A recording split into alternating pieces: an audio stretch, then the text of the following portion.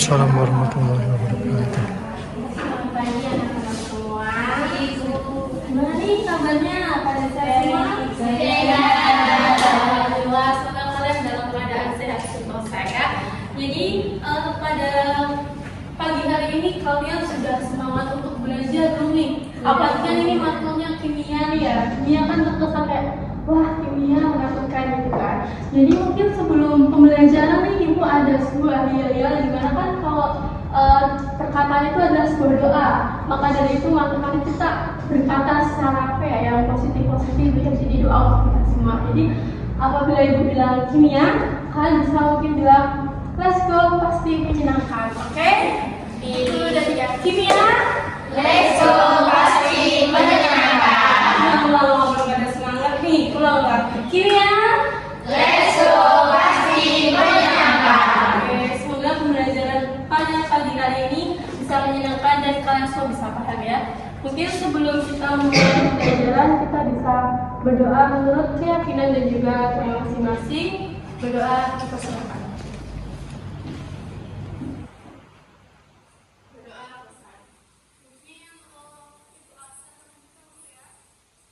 Untuk Mbak Ainun, Hadir.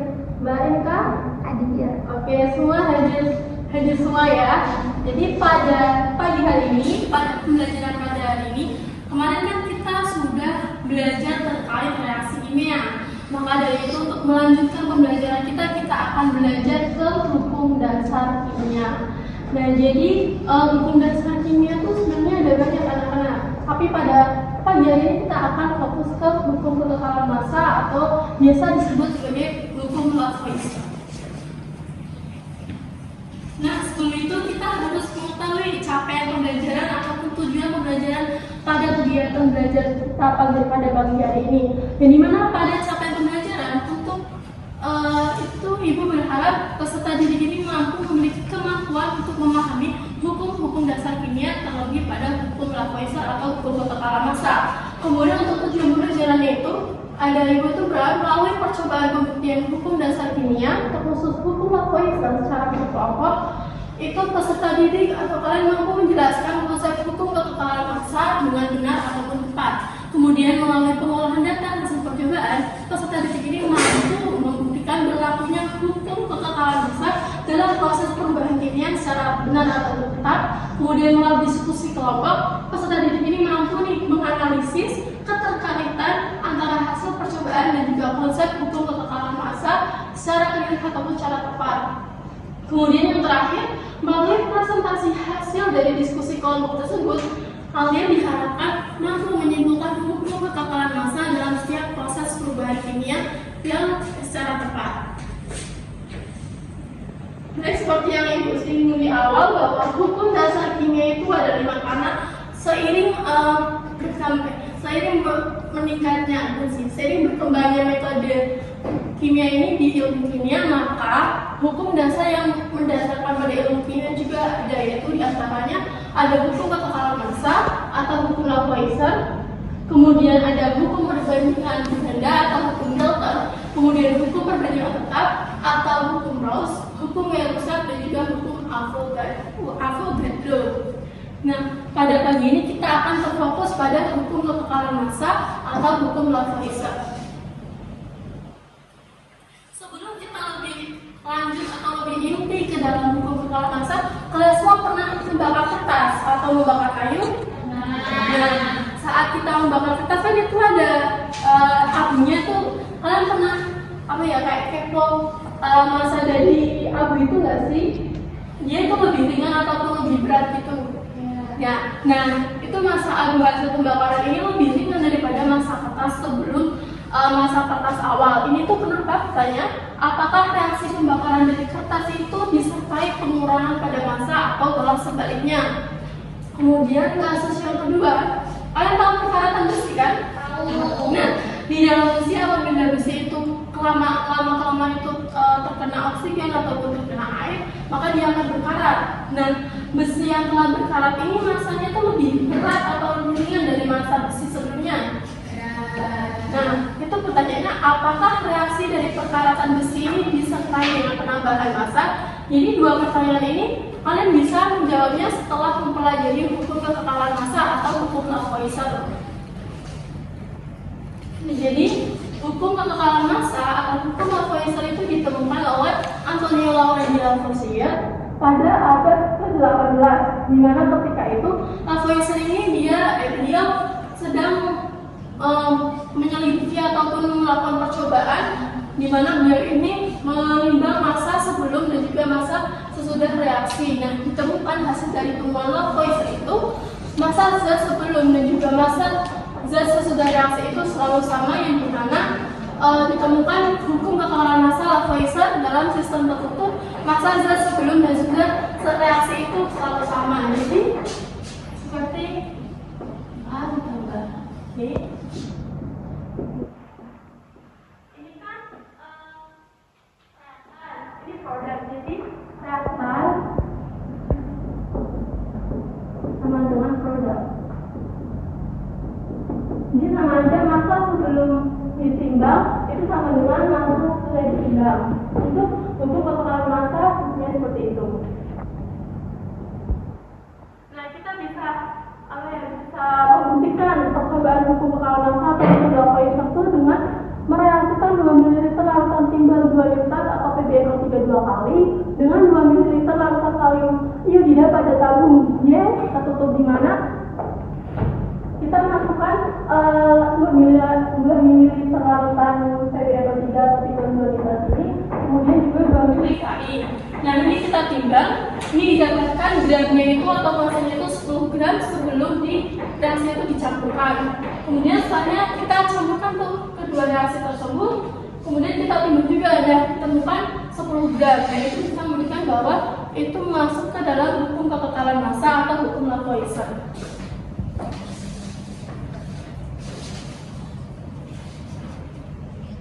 Nah, ini juga jadi kan reaksi dari percobaan. Reaksi dari reaksi tadi itu ada timbal 2 nitrat itu ditambah dengan kalium iodida menjadi PbI2 dan 2KF3, di mana massa sebelum reaksi atau ini adalah reaktan dan ini adalah produk. Jadi reaktan sama dengan produk. Jadi ditemukan massa dari produknya itu seperti massa pada reaktannya. Nah, untuk menjawab pertanyaan yang tadi, yaitu pembakaran kertas, kenapa sih massa abu itu lebih ringan daripada massa kertas sebelumnya? Itu karena pembakaran kertas itu kan dilakukan di ruangan terbuka. Ya, mungkin kita melakukannya di ruangan tertutup kan, bisa terjadi kebakaran.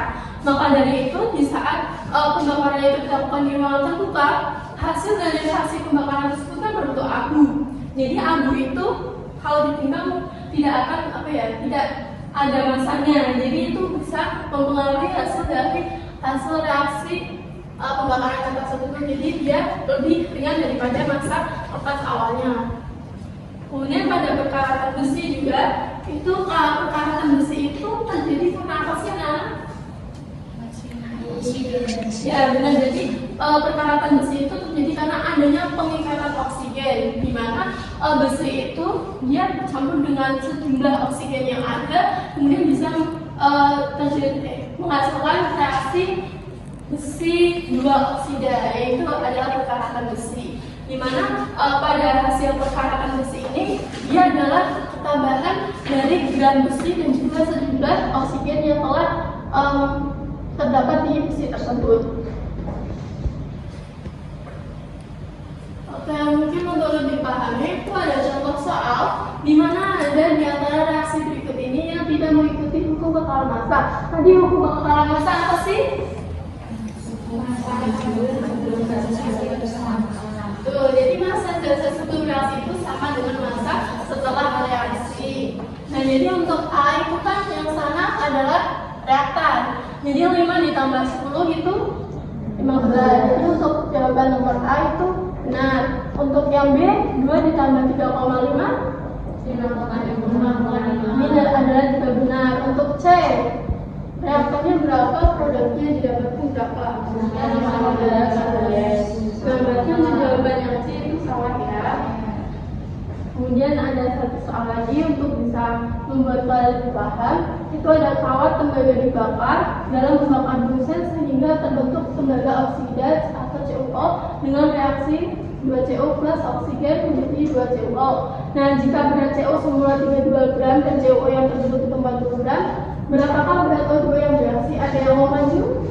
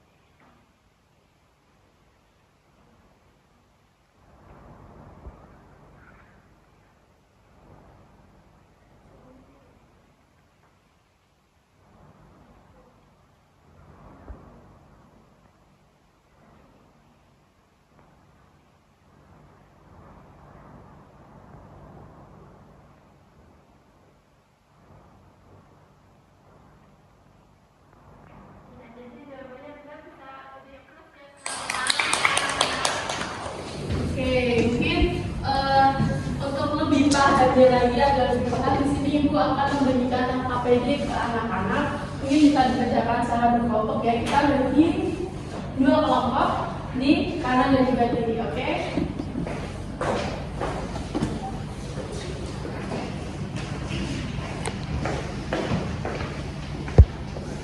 Oke, di sini kan sudah ada studi kasus terkait perkarakan besi yang tadi Ibu sudah jelaskan sedikit. Mungkin dari anak-anak kalau ada yang belum dimengerti terkait perkarakan besi kita tuliskan pertanyaannya di APD tersebut. Jadi ini ada hitung-hitungan besi.